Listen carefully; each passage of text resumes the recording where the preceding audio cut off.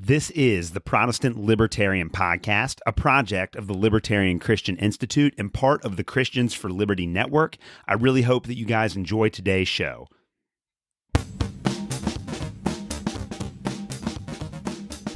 All right, guys, welcome to another episode of the Protestant Libertarian Podcast. My guest today is, again, Laurie Calhoun. She is a philosopher, a cultural critic, and an author. She is a senior fellow at the Libertarian Institute, where she regularly writes articles analyzing war and the military-industrial complex. Her books include We Kill Because We Can, which is about drone warfare, and the book which we will be discussing today, War and Delusion. Laurie, welcome back to the Protestant Libertarian Podcast.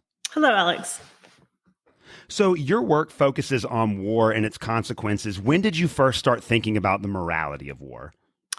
This started right before the 1991 Gulf War, and I didn't really understand why George H.W. Bush was so keen on going to war in Iraq. And so I looked into the matter, and I found out that Saddam Hussein had claimed that Kuwait was siphoning off oil from Iraqi territory. So that was his complaint and his excuse for having invaded Kuwait. So from my perspective, this is a factual matter. You can take disinterested parties to Kuwait, examine the site, and determine whether or not what he said is true.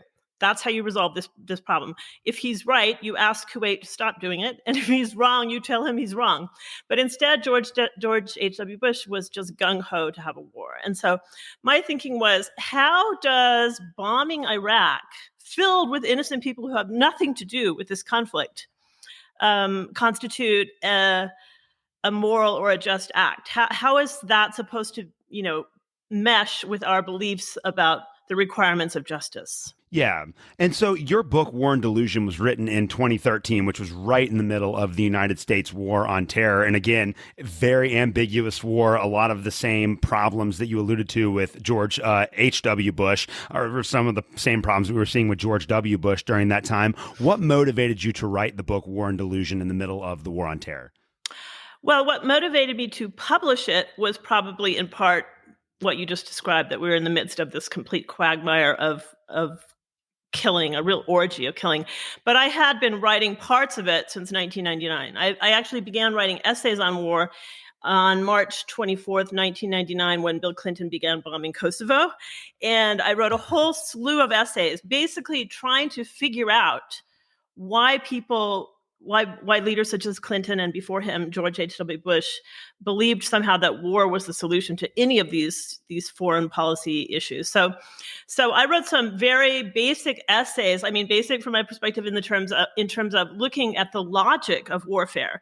Early on in 1999, I wrote an essay called "The Injustice of Just Wars," where I again just basically went through the line of reasoning I just mentioned, which is that how does bombing a country filled with innocent people rectify an injustice committed by their leader, if in fact, even if he did commit, some sort of crime.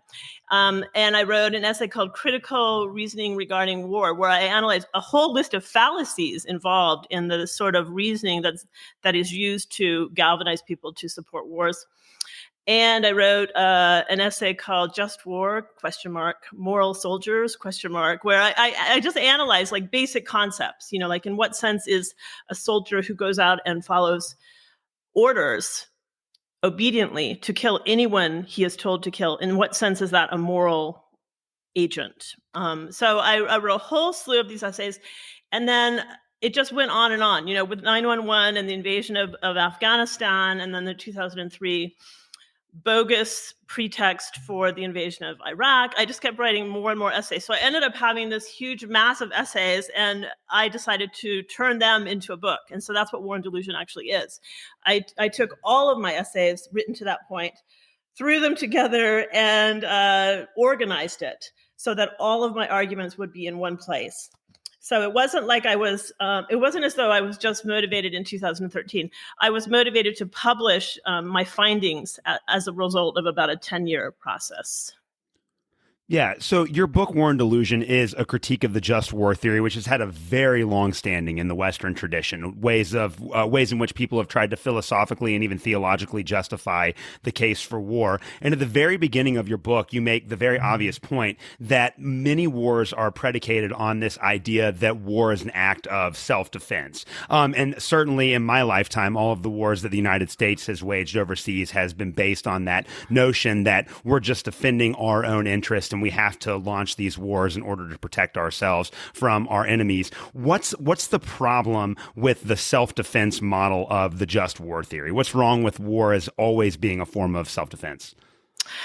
Well, there are about 10 different fallacies committed in comparing personal self-defense to national self-defense. I mean, there are just so many things that are wrong with it, but I can give you a few examples. So one is, if we have a right to life, if we individual human beings, conscious, sentient human beings have a right to life, does it follow from that a nation has a right to life? And that's an assumption that's often made, but it doesn't really work, because nations are artifacts. First of all, nations have no personhood. They're not conscious. They're not sentient. They're not rational. They're none of the things that the individual people comprising them are.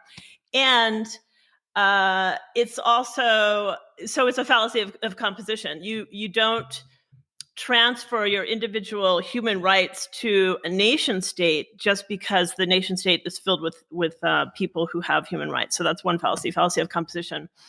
And the example I use in the book is that, you can say every member of the assembly is male. That doesn't mean that the assembly is male. So it's a logical fallacy. It doesn't follow at all. Another problem is that nation states are artifacts. So you can take a group of people and just establish a nation state. And so then the mystery arises: how does it come to be that group of people can kill when no individual member of that group on his own is allowed to kill? So the first premise, in reasoning about war, is that it is wrong to kill people. So it's used as the pretext for going to war, but in fact, every time you go to war, you're actually going to kill people. So it's like a contradiction. And it's not a case of self-defense, because none of the features of self-defense are present. So another example I give in the book is that if you think that your neighbor is suspicious for some reason, this does not justify you to go over to his house, enter his house, and slay him and anyone who happens to be around him. I mean, that's a really crazy idea, and we would never allow that as a justification for self-defense within civil society. So the question is, why do we allow our lawmakers, our politicians, to go to other countries and do that to other people and call it an act of national self-defense?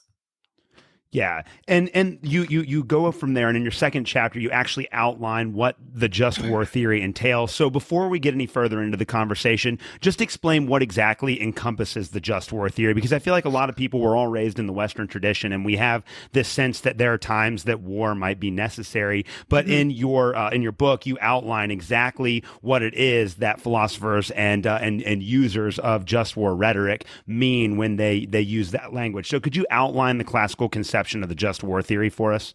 Sure. We still appeal to it when we want to go to war. When people want to go to war, they appeal to this framework. But it actually was drafted by Catholic theologians in the Middle Ages, beginning with Augustine, way back in like 400 AD, and then it was developed further by St. Thomas Aquinas later on in the Middle Ages. So the framework is designed to provide leaders with the ability to determine whether or not a prospective war would be a just war, whether or not they're justified in going to war. So there are two planks to it. One is jus ad bellum, justice in going to war, and one is jus in bello, which is justice in prosecuting or carrying out a war. So there's a bullet-pointed list of requirements that you're supposed to satisfy in order for your war to be said to be justly waged. So the jus ad bellum requirements include legitimate authority. It can only be waged by a legitimate authority. reasonable prospect for success. You can only wage a war if there's like a decent chance that you can actually win it. It has to be a last resort. You've exhausted all other non-violent means to resolution of the conflict. It has to be proportional. You can't go have a bloodbath over a minor, spat, over a minor dispute. Let's see. What are some other ones? Oh, public declaration. It has to be, you have to warn the enemy before you invade and kill them, that they can resolve this peacefully in some other way by negotiating. And then once the war has been waged, there are these requirements of jus in bello, which you're supposed to follow in order to make sure that the war once waged is conducted justly. And these include proportionality. Again, you can't have a major bloodbath, just like, wipe out the entire population because of some minor, border dispute, which is kind of, we can get to Ukraine later, but anyway. Oh yeah, we'll get there. Yeah, let's wipe out the entire planet, because of a border dispute, that was actually determined by a small group of men 30 years ago. It makes a lot of sense, So that would be a classic case of disproportionality. Another one is non-combatants are supposed to be immune from harm. So you don't target non-combatant civilians. They're not threatening you in any way. You're not supposed to be killing them. Another one, which has fallen to the wayside in recent years, is that you're not supposed to continue killing soldiers once they are no longer threatening to you. So if they're unarmed, for example, you take them prisoner, you don't then just execute them. Okay. And if they're unarmed, if they lay down their arms, they say, whoa, I give up. That's it. I'm done. Then you don't subsequently murder them. Okay. So a good example of this happened in the first Iraq war, when U.S. forces actually buried Iraqi soldiers in their trenches, and they killed Iraqi soldiers who were trying to just retreat and just, surrender. So that would be a violation of the principle of jus in bello, according to which you're supposed to treat soldiers as fellow human beings, with respect. And if they give up, then you're supposed to stop pursuing them. So those are the main planks. I mean, there have been lots of tweaks, bells and whistles added to these lists by scholars over the centuries. And what I argue in the book primarily is that this is not an apparatus which allows you to ascertain whether or not a war is just. It is rather an apparatus which allows leaders to rationalize the wars which they have already decided that they want to carry out. So it serves as a primer on how to develop motivational speeches for galvanizing your populace to get behind you for a war. That's how it's been used, in my view. Yeah. Well, and that's a really, really important distinction. Before we get into the mechanics of that, you say in your book that the just war theory is based on essentially the assumptions of medieval Christian thought. And for a long time, I have my background is in theology and in biblical studies. And I, for a very long time, have had my skepticism towards Augustinian thought. Like, I'm not a fan of St. Augustine for many theological reasons. How much of the just war theory can be attributed to his thought in particular? And just kind of walk us through how the just war theory is really a reflection of the kind of the intellectual context of medieval Christendom. Yeah, it's funny that it has survived. We have vestiges, only thin vestiges of the culture of the Middle Ages. But this framework, this paradigm has survived because it's so successfully deployed to get people to support wars. So there are major, major disparities between what we believe today and what St. Augustine believed, and also St. Thomas Aquinas, even if you're religious. Okay, so let's, grant that you're religious, no problem. Okay, but one major, major difference is that we no longer believe that our elected officials have power and authority in virtue of their direct connection to God. We don't believe that. Okay, so you can still believe in God, no problem. But you have to recognize that the way we look at politicians today is completely different from the way these Catholic theologians did. So their view was, conservatively, God's going to judge us in the end.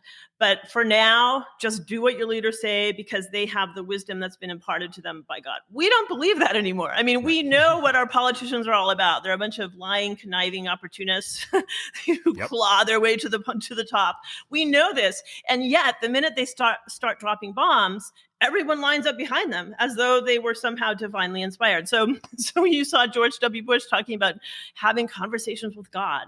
Okay, you saw in 1999, one interesting point is that every leader on each side of every conflict always invokes God. Okay, so whether it's George W. Bush or Osama bin Laden, whether it's Saddam Hussein or George H.W. Bush, whether it's Adolf Hitler or the rest of the Western world, everyone invokes God. So God is just this card they play in the way that they play the just war theory. So since we believe that our politicians are fallible human beings, and we today, for the most part, I think, are closer to the Protestant, Reformation view that we have. If anyone has access to the will of God, all of us do. It's not just some small little committee inside a church somewhere or in a huge cathedral. We believe that the man on the street has just as much access to God as any leader. So that no longer holds anymore. So if you don't believe that, then the question is, why are you allowing this person who yesterday was just another, civilian schmo walking around the street? Why are you allowing him now to kill thousands of people? So that falls apart, once you realize that we don't hold that view of leaders anymore.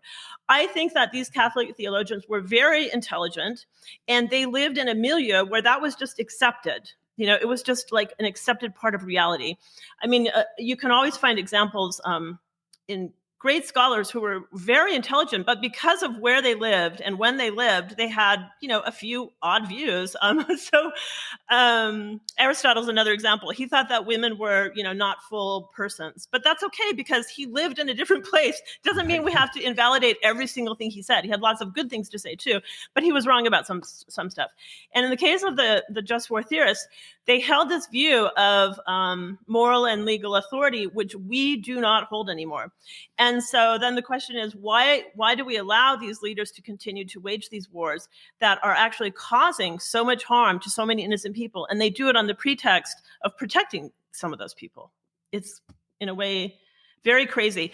A really stark example of this was in 1999.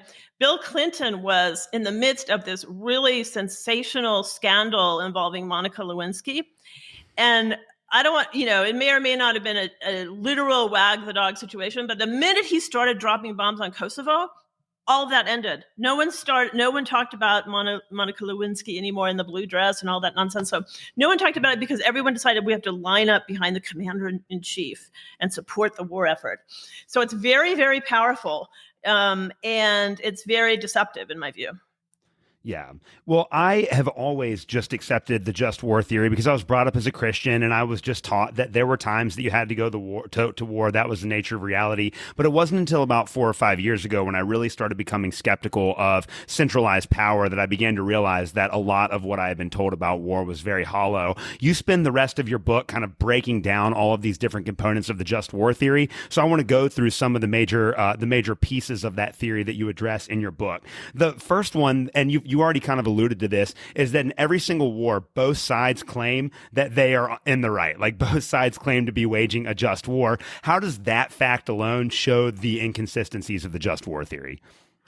Yeah, it's really interesting because we have this almost childish tendency to assume that we are good and they are evil. Okay, so the minute our leader says, there's a boogeyman, we got to go get him, then everyone sort of just goes along with it. So without thinking about the fact that the leader on the other side has a following because he says the analogous thing to his troops. So if you want to take our current example in Ukraine, we have Zelensky on the one side telling his soldiers that Russia is the evil guy, and then we have Putin on the other side saying that Zelensky's been bombing the Russian-speaking people in the eastern parts of the Ukraine, so we got to do something about this.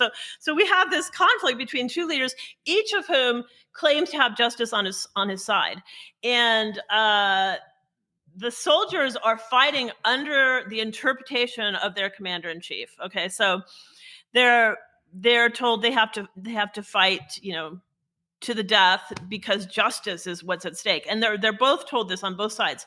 So one point I try to make in the book is that you could be just fortuitously born in the opposite place, in which case you would be fighting for the opposite leader because of what he told you. So the question is, do you ever have a reason to believe, to fight for any of these people? Because they're all using the same framework, because it's very powerful. So that's one problem. I mean, the soldiers themselves, they're required by the military apparatus to follow orders. In some cases in history, they've been executed for refusing to follow orders. And even in cases today where they fight for a dictator, they may be subject to execution. And so it raises this very important moral question. In what sense is it moral to go slaughter a bunch of, for example, Iraqi soldiers who have no choice but to fight for their dictator? So in what sense is that in any, moral or just, on top of all the civilian casualties that come with the war? Yeah. We're also told by the media and by our political leaders that we have these great military planners that have all of these designs for war, and that when they engage in a conflict, they can plan exactly what's going to happen, and step by step, they're going to be able to unfold a war in exactly the way they want. Now, they can't do it with the economy, and they couldn't do it with COVID, but they tell us that they can do it with the war. And one of the points you make in your book is that war has all of these unforeseen consequences that often inevitably lead to more war. So how does that problem of unforeseen consequences result in there actually being more conflict later on down the road? Okay, so yeah, this is part of the chapter where I discuss utilitarianism and consequences. So in the build-up to a war, everyone pretends like it's going to be short. We're going to be in and out. Saddam Hussein has weapons of mass destruction. We're going to get them and we're going to get out. Okay, yeah, 20 years later, here we are. The entire Middle East has been trashed. So they paint the war as this, simple, short-term, temporary expedient that we have to engage in order to set things aright. Okay, but in reality, it's never that way. And what's really remarkable in the current circumstance is that we just left Afghanistan after 20 years of trying to kill the Taliban and insisting that they were the evil enemy, they were evil incarnate, they were the worst boogeyman on the planet. We walked out, leaving the Taliban in power. So then, virtually the next day, we're involved in this heavy conflict between Ukraine and Russia, and no one stops to say, "Wait a minute, you actually just lost the war in Afghanistan." I mean, you just spent trillions of dollars. I don't know how many exactly it was in Afghanistan in particular. Killed hundreds of thousands of people, caused the exodus of millions more, maimed and terrorized countless human beings all over the Middle East, just wrecked entire societies. And now look, the people you said could not be left in place are now running that country again. So where exactly did that money go to, and why are we allowing you to do this thing again? Because it looks to me like another meat grinder. We're putting a lot of arms in and a lot of money in, and what's happening is people are dying, and more people will die, and more people will die the longer and longer it goes on, just as happened in Afghanistan. And it's even worse in this case, as I mentioned earlier, because one of the parties to this dispute has nuclear arms. And should he lose, his equanimity, or suddenly decide that he doesn't care anymore, or he considers the implied threats that the CIA is going to assassinate him, if he starts to believe any of this, then he may just decide to launch a nuclear warhead. And if he does, then there will be a ricochet effect because of the setup during the Cold War of mutually assured destruction, and lots of people will die. So it's incredibly reckless to goad Putin. Whether or not you like him is irrelevant. He has nuclear arms. So that's like you have to be practical here. It's not just a matter of, what would we do objectively? It's like, what is the smart thing to do in this case? And in this particular case, it's actually crazy to continue to provoke him. Right. Right. Well, and that's what's so insane about that entire thing, to talk about unforeseen consequences. It's not just that, if Vladimir Putin was to launch a nuclear strike, this wouldn't just result in another war. This would result in the annihilation of millions and millions of people. So it's not, it's not like the United States going in and kicking around, the Iraqis or whatever, where there's no chance of like a large scale retaliation. Right. It's totally different level. But it's like because they don't analyze their failures that they just plunder ahead with the next debacle. So no one stopped to analyze what happened in Afghanistan. Like, why were we there for 10 full years after Osama bin Laden was killed? Right? Supposedly, we went there to find Osama bin Laden and the bad guys. All of the perpetrators of 9/11 were gone by then. It was like May 31st, 2011. So why were we there for another 10 years? And what happened during that period, aside from just killing a bunch of more people and leaving Afghanistan actually worse off than it was, because now it's like riddled with corruption because of all the stuff that we did there. But the military, they don't, and this actually, I hate to say it, but it's a vestige of just war theory, that all they ever care about are their intentions. Okay, so this goes back to the just war theory, where supposedly we meant to do well and okay, mistakes were made. But in fact, the just war theory has led us astray in allowing these people to continue to perpetrate atrocity on the assumption that they have good intentions. Okay, so we meant to do well is supposed to absolve them for everything. And that comes from the just war theory. That comes from doctrine of double effect. So when you are undertaking a military mission, supposedly it's okay that you're going to kill some innocent people, as long as, even if it's foreseen, as long as you don't intend to kill them, and as long as they're not a means to the objective you're attempting to achieve. But the problem is that in all of this like rhetoric, people have lost sight of the reality of consequences. Okay, so like, what have we actually accomplished in any of this? It doesn't matter what your intentions are, because on both sides of every conflict, the leader has what he takes to be good intentions. Okay, so this is a Socratic idea. It goes back to no one knowingly does evil. So from your own perspective, you pursue good. Now, you may be wrong, but from your own perspective, you're doing something which you think is good. So when Saddam Hussein invaded Kuwait, it was because he believed that Kuwait was siphoning off Iraq's oil. So from his perspective, this is an act of justice. Okay. So then back to your question of how does appeal to just war theory provoke further war? The more we wage wars in the name of justice, the more we solidify this framework for other people to use. So then when Putin invaded Ukraine, he claimed justice. He said, okay, so I'm doing this because they keep bombing the people in the Donbass, and I can't allow this to happen anymore. So we're all very disappointed that he did it, but he did it, and he did it under the rubric of justice, just as every leader does.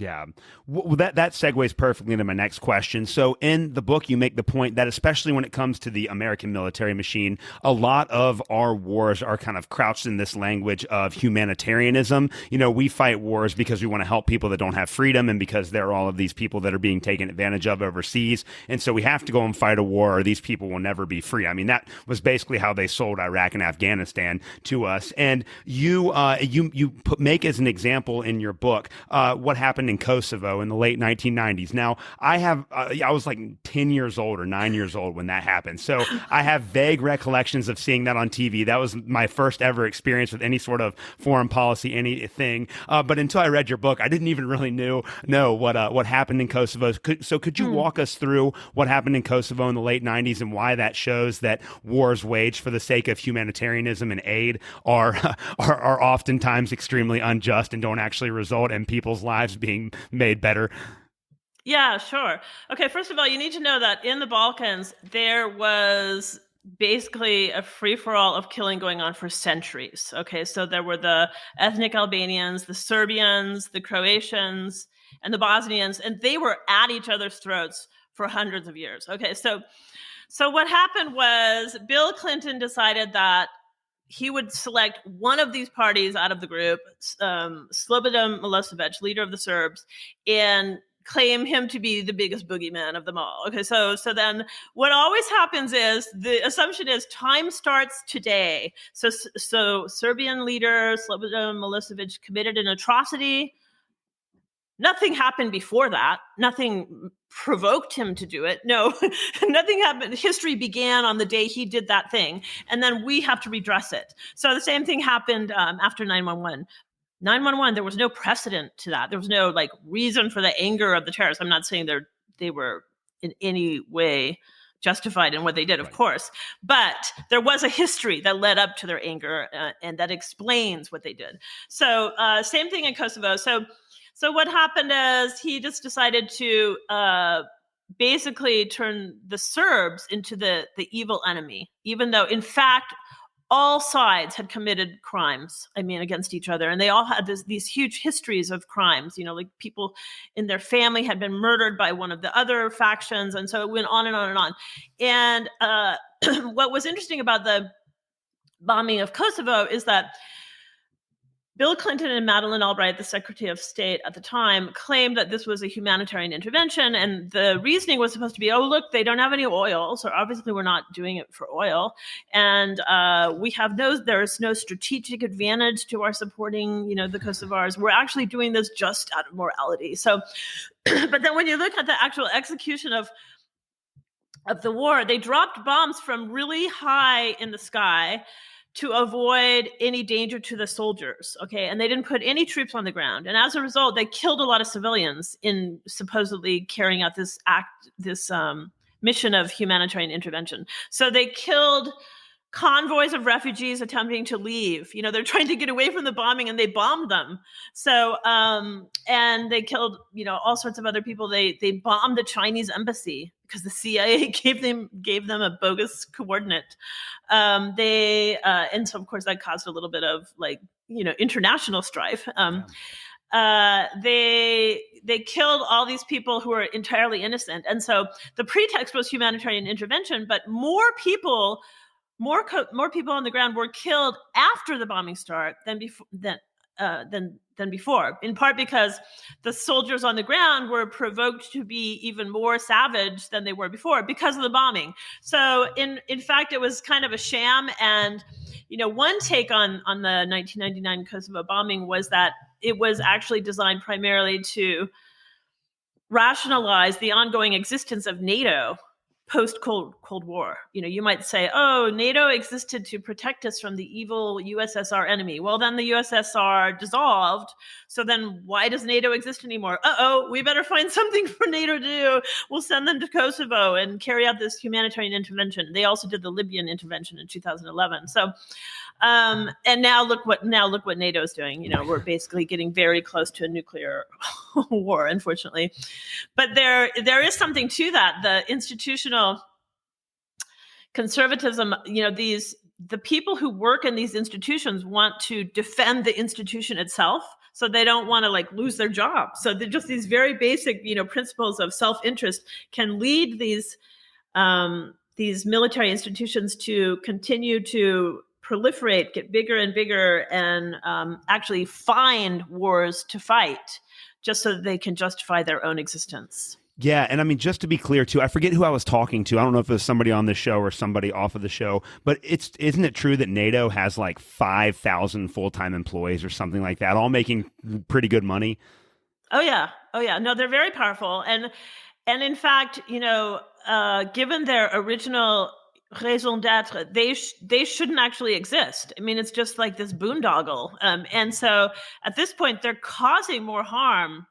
They're actually not protecting anyone. They're just causing harm. They're provoking conflict at this point. And so, but, there are lots of forces driving this. It's not just the personal interest of the particular employees. It's also the larger MIC, which we discussed before, the military industrial complex. It's a big moneymaker. The death industry is the biggest moneymaker of them all. Yeah. And it's scary when you put it that way because it really is a death industry. One of the other points that you made in the book that was really haunting to me, I remember reading this section on collateral damage and everything like that. And what got me thinking about that is that you make the point that history is kind of always told from the perspective of the winners. So when a war is over, it's the people that survive that write the history of the war, not the people that have died, obviously. And oftentimes the people that have died are just labeled collateral damage. Like, well, it's unfortunate that they had to go, but this was all, for a greater cause. What's the problem with the fact that we never look at war from the perspective of either those that have died or those, as you point out in your book, that have survived but that have lost loved ones that were completely innocent from any sort of responsibility or culpability in the conflict?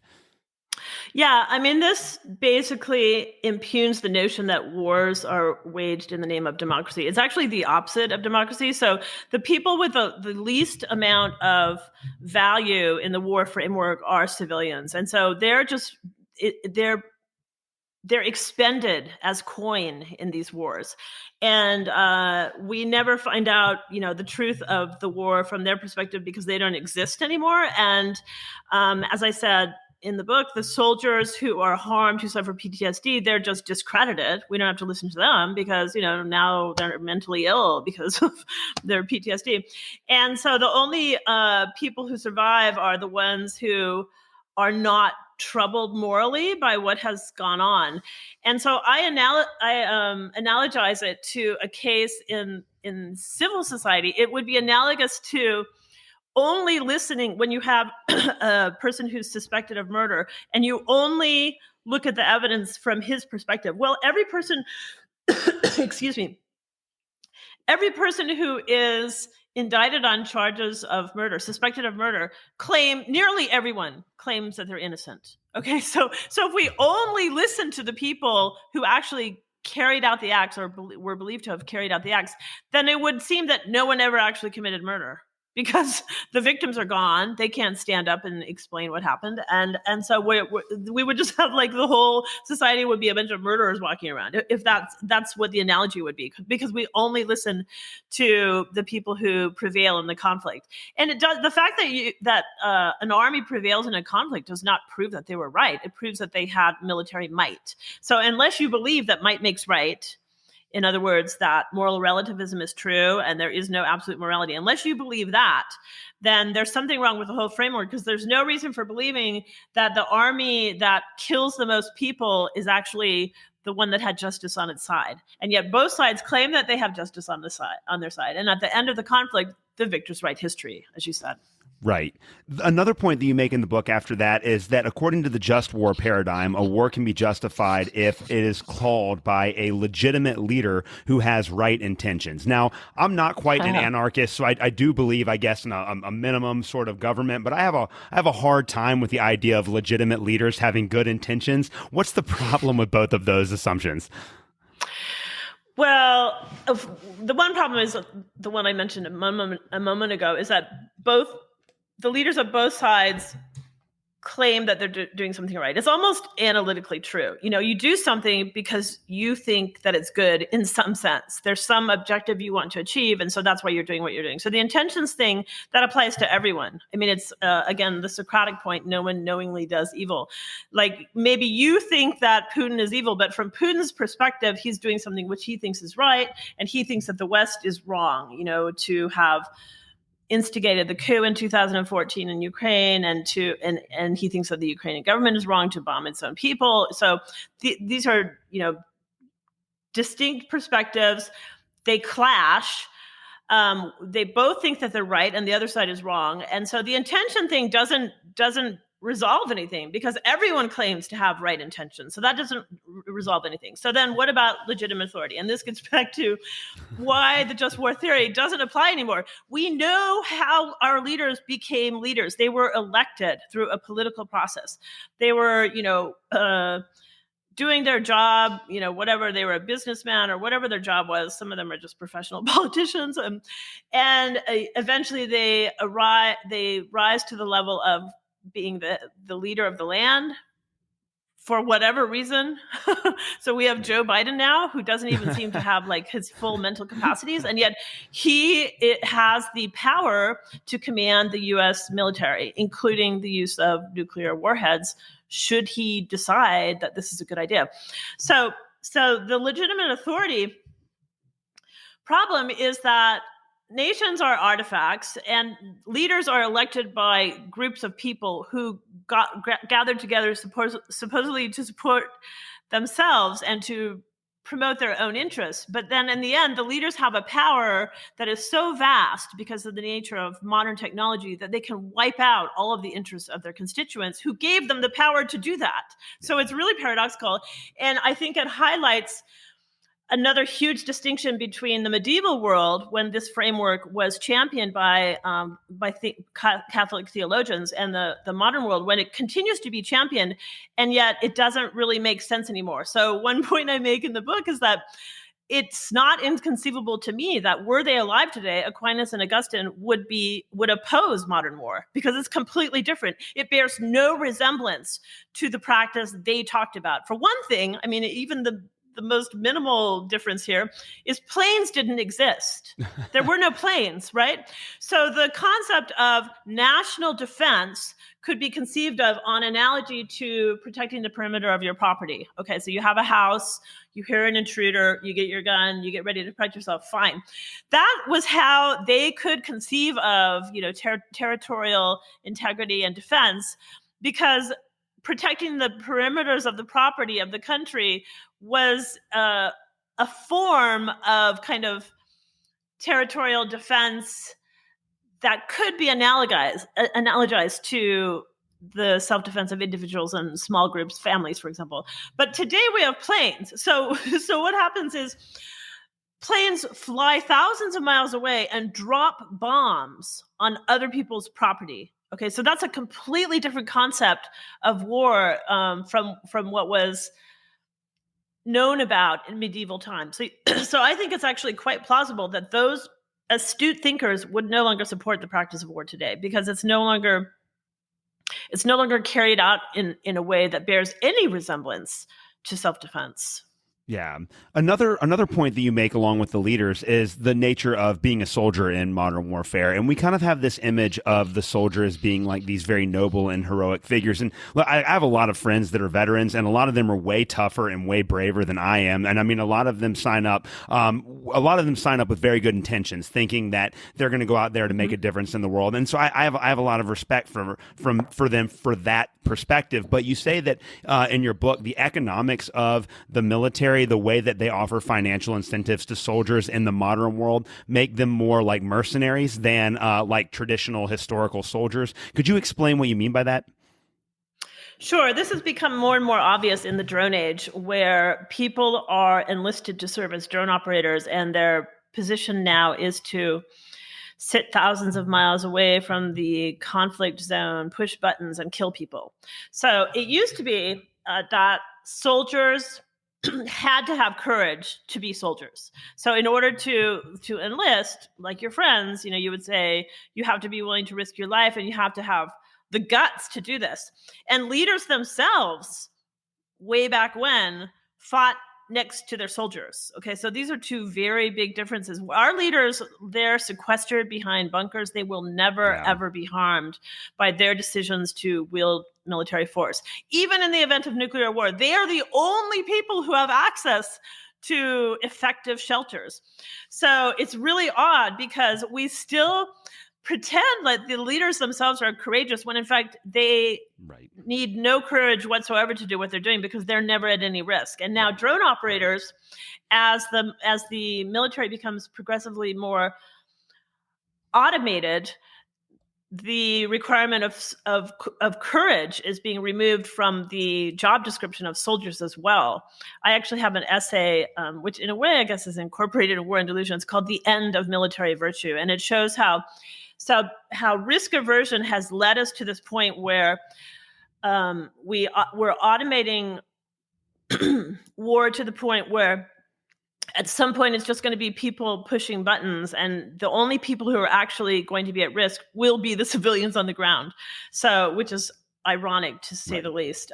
So the way that this is all rationalized is in terms of this principle of necessity, where soldiers are supposed to obey orders, because if they don't, then they risk their own and their platoons, the members of their platoon's lives. So that's how obedience is rationalized. Okay, so if, let's say, you're in Vietnam, and if you don't follow an order immediately, then you risk not only your own life, but you risk all of your buddies' lives, and you risk the battle you're in. And then because you're risking losing the battle, you're risking also the war.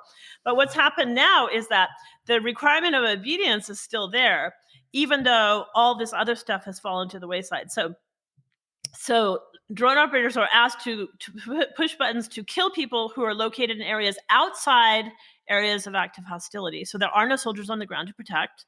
They're not killing people to protect soldiers on the ground. They're killing people because some anonymous analyst has determined that there's some guy who might have an idea in his head, possibly in the future, to carry out a crime against the people of the United States. Even though most of these people who have been killed, thousands of them, in places like Yemen and Pakistan and Syria and Somalia, thousands of these people are so poor that they actually could never make it to U.S. shores.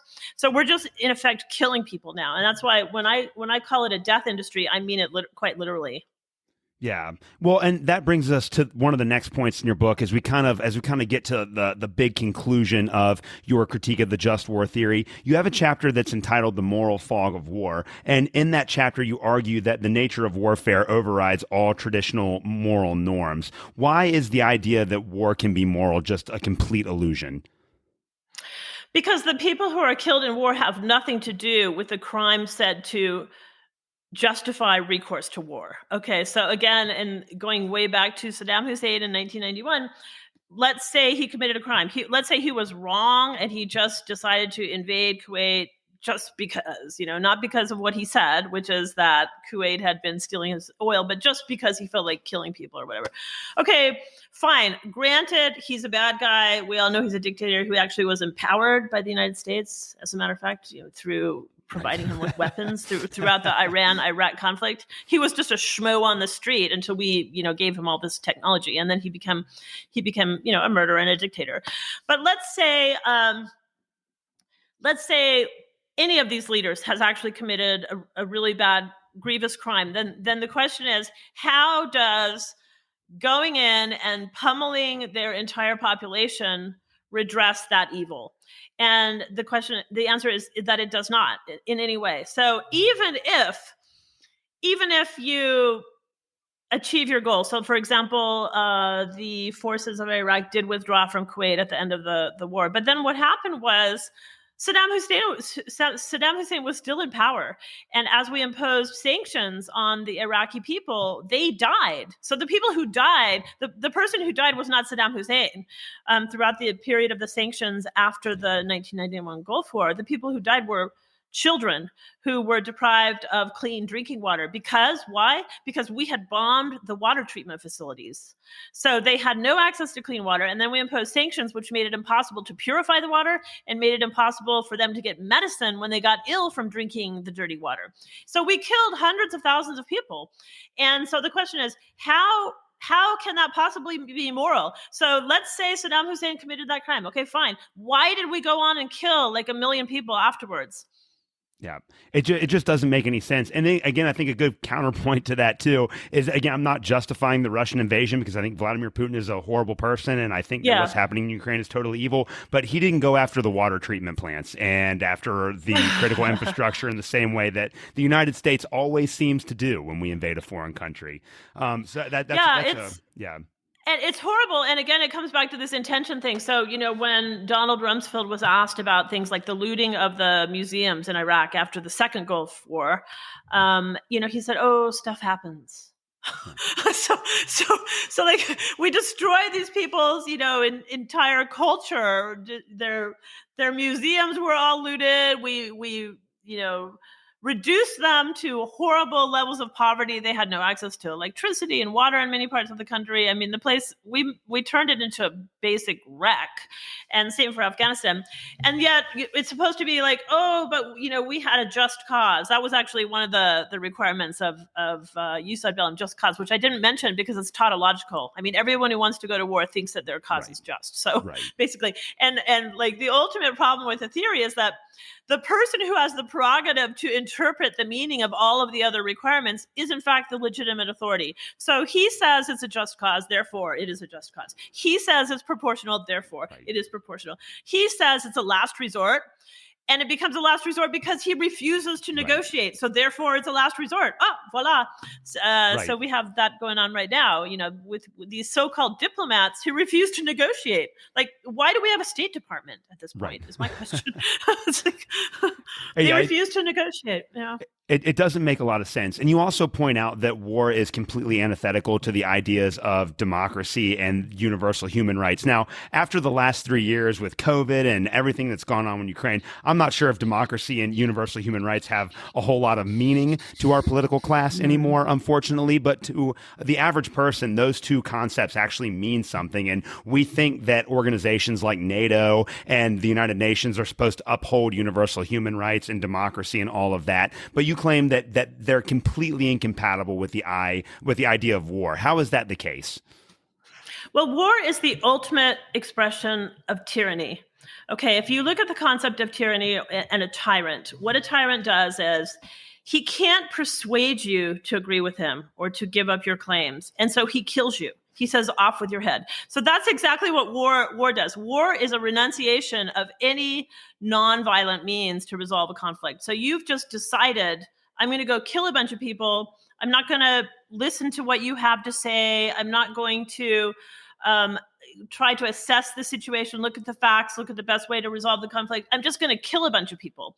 And the problem is that at the end of the war, you end up having to go to the negotiation table anyway. So the only question for war makers is, how many people are you going to throw into your meat grinder before you go to the negotiation table? Because you will go to the negotiation table unless, as in the current circumstances, you bring us to the brink of into nuclear war. Beyond the brink, over to nuclear war, in which case everything's over. You're destroying large swaths of society if you do that. All the people in New York City. New York City put out this PSA, public service announcement, saying what to do in the event of a nuclear war. Which is it's so crazy. If you're in New York City and there is a nuclear war, you are toast. Yeah. I mean, you're like directly targeted by some of the worst of these bombs, which, by the way, are many times more powerful than the ones that destroyed Hiroshima and Nagasaki. So people act like, oh yeah, we can survive a nuclear war. You need to do your homework. It's like, right. Yeah. Our politicians and our leaders can survive a nuclear war because they have bunkers that are buried deep in places that won't be attacked. Which is precisely why they of all people should not have the power to decide when to use these weapons. Right. The people who have the power, first of all, we shouldn't have these weapons, but we have these weapons.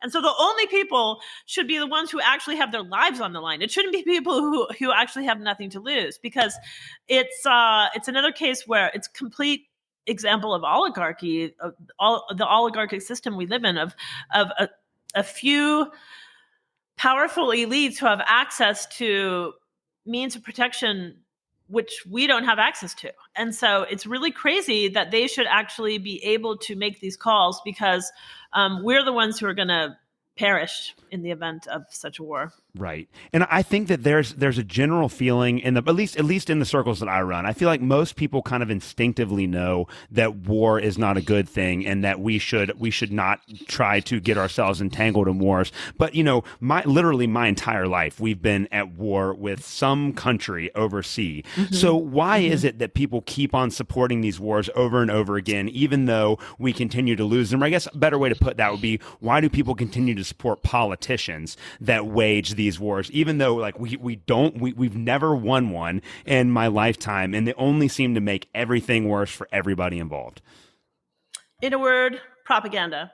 So unfortunately, the Pentagon has a very large public relations wing, which is engaged in effectively nonstop propaganda, making it seem that everything they do is right and just, And when a few mistakes are made, they ascribe them to a few bad apples, or when I should say big mistakes are made, they ascribe them to a few bad apples. And they've really infiltrated all of our society. So everywhere you see depictions of war, which glorify it, particularly in Hollywood, but also the way war is talked about on television. So you don't see depictions of the horrors of war on television. You only see, the victories trumpeted. So, propaganda is the answer. And I think that this especially became obvious since 1991, when they depicted the Gulf War as a kind of sporting event. So if you look at any of the film footage from back then, they didn't show any dead people. They didn't show any blood. They only showed some lights in the sky. Looked kind of pretty, actually. So Americans have been trained to believe that war somehow is this sterile thing, and we're not actually slaughtering small children and terrorizing people. We're somehow achieving justice. That's what we're told. And this has been a magnificent feat of propaganda, which has been brought about because war is so lucrative, unfortunately. So it's remarkable that every single progressive, quote unquote, progressive congressperson voted to send $100 billion to Ukraine to pursue a war, even though supposedly progressives care about domestic problems. So that's a huge amount of money. That's the amount of money that could solve all sorts of problems we have in the United States. But instead of doing that, they're all in on the war propaganda machine, because the title of my book, War and Delusion, we want to believe that we are good and that we oppose evil. And it's very seductive, this whole framework that's been used over the centuries to promote war and to galvanize citizens to get behind their leaders, even when their own interests are not being supported. So they're not asking questions like, what just happened in Afghanistan? They're saying, we have to go after the latest boogeyman, who is now Vladimir Putin.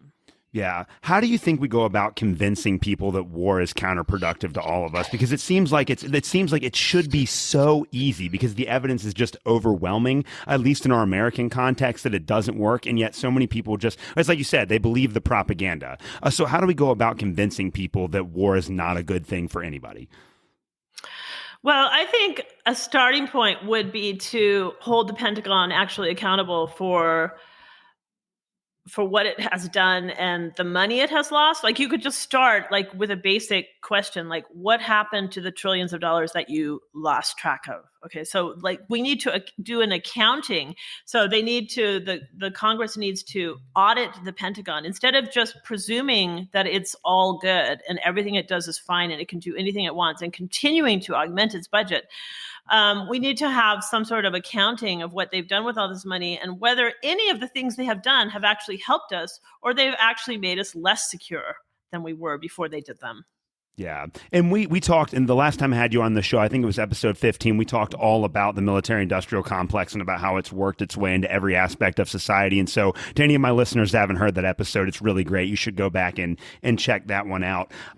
Before I get you out of here, I got to ask you what's going on with the war in Ukraine. I had Benjamin Abelow, who wrote the book, How the West Brought War to Ukraine, on my show a couple of weeks ago. And at the end of the show, I asked him that, and he was very pessimistic. Like, he was not hopeful that things were going to go well for anybody in Ukraine and that we were going to be able to find a peaceful resolution. What do you make about what's going on in Ukraine right now, and what's the solution there? Like, how are we going to come to an end with this conflict? Yeah, somewhat ironically, I think the best case scenario is that Europeans actually call for an investigation into Nord Stream. And I think once that has been carried out, I mean, there's only basically one suspect. Right. Okay, so who else could do it? Right. It's not like shoplifting. Anyone could have done it. No, not anyone can blow up the Nord Stream pipelines. So we have a plausible timeline of how it happened. We have it. It's all been laid out for us by Seymour Hersh. And I think the Germans need to step up and say, yeah, this is completely unacceptable. And if the people of Germany defy their leaders and say, no, we want to hold an investigation into this and find out what happened, they will withdraw their support eventually. I think that, my best case scenario is that the Europeans stand up against their leaders who have all been kind of sucked into this NATO thing. I mean, like EU Ursula is like the worst thing that ever happened. Yeah. I think so.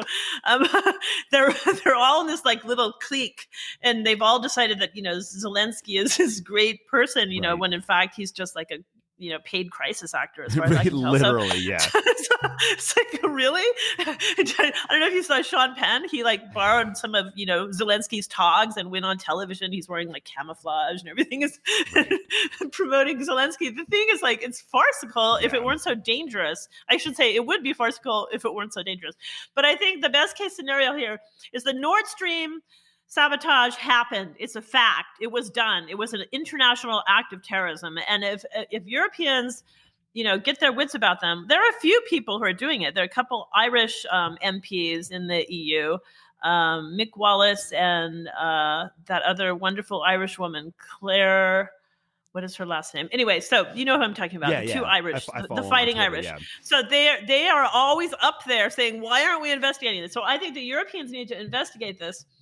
And once they do, then they're going to put, 2 and 2 together and say, hey, wait a minute. The reason why we don't have heating oil this winter, why we can't heat our houses this winter is because the United States sabotaged the pipeline.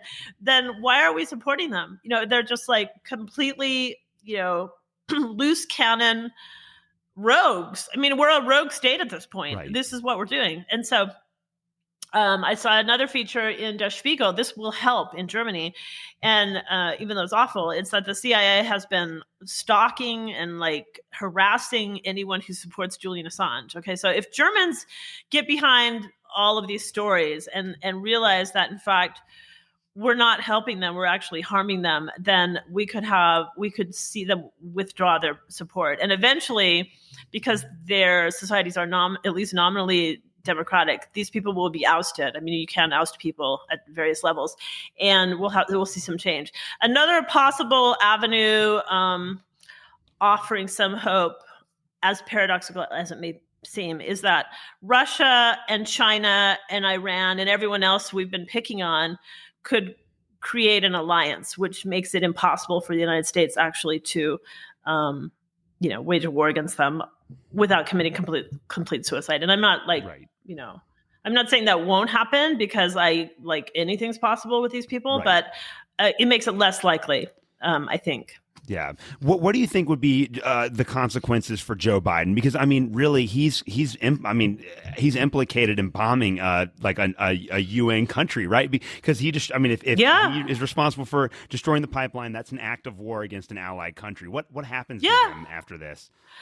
No, exactly. I mean, they'll just say he was mentally incompetent or whatever. He'll have some out, oh yeah, he didn't realize what he was doing. And everyone would be like, yeah, I guess that's kind of totally plausible. Look at the way he conducts himself, so, right. So he'll have it out. Like, he's not all there anyway. So no one really thinks he's running the show. The question is, who is running the show at this point? And it's a little bit frightening because they seem so hell-bent on just World War III. I mean, it's not like they're not satisfied with just provoking Putin. They also have to provoke China simultaneously and Iran simultaneously.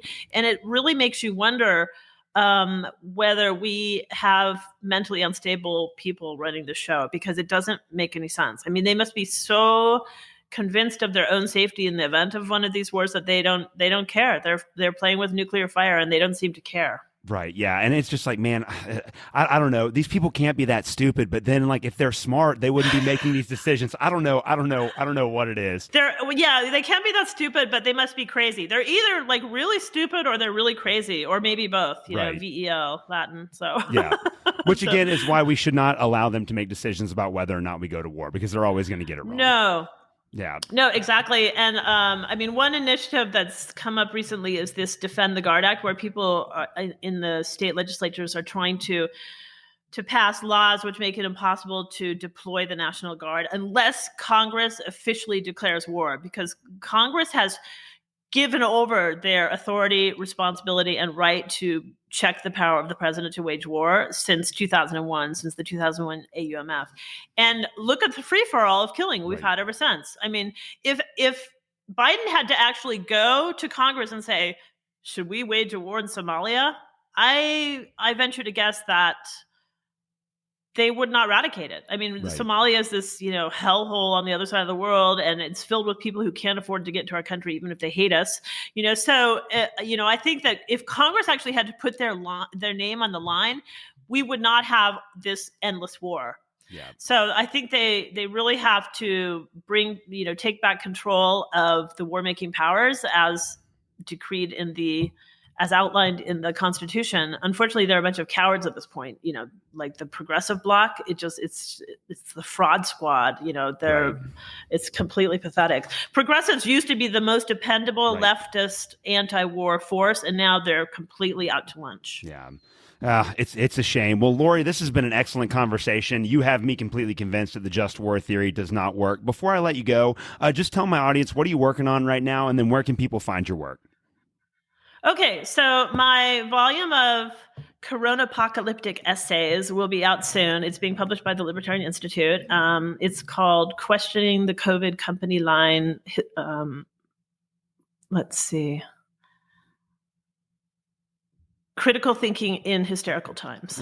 To remember the title. Okay, so that's my thing. I always try to approach things from the perspective of logic and wait, what's going on here? Instead of becoming hysterical, let's look at the facts. So look at the argument. So that book will be out soon. It's hard to finish because more stuff keeps emerging about COVID. It's like you think the story's over. Biden said in September the pandemic's over. I was like, hooray, let's move on. But unfortunately, it's not over. It's not over until it's over. So finishing that up, I'm going to put together a second book on drone warfare because it was never debated, and we have to discuss this before it completely gets out of control. It already is kind of out of control, but I'm doing my usual essays at the Libertarian Institute, so you can always find me there. All my books are listed. If you go to libertarianinstitute.org, I'm on the masthead. You could click there. It shows all my articles, and then on the side, all my books. So you can go from there. That's the easiest way. I do have a blog. It gets very low traffic. I think I'm on some Google blacklist. You can't even find my blog. It's so, which I don't know. One person told me I should feel flattered, that I'm important enough to have made it to the Google blacklist. Absolutely. So, but I do have a blog. It's called The Drone Age. And that's where I have discussed since the publication of We Kill Because We Can, drone related matters and warfare related to, automation. Yeah, perfect. Well, Laurie Calhoun, this has been a great conversation. Thank you so much for coming on the show today. Thank you, Alex. Great talking to you again.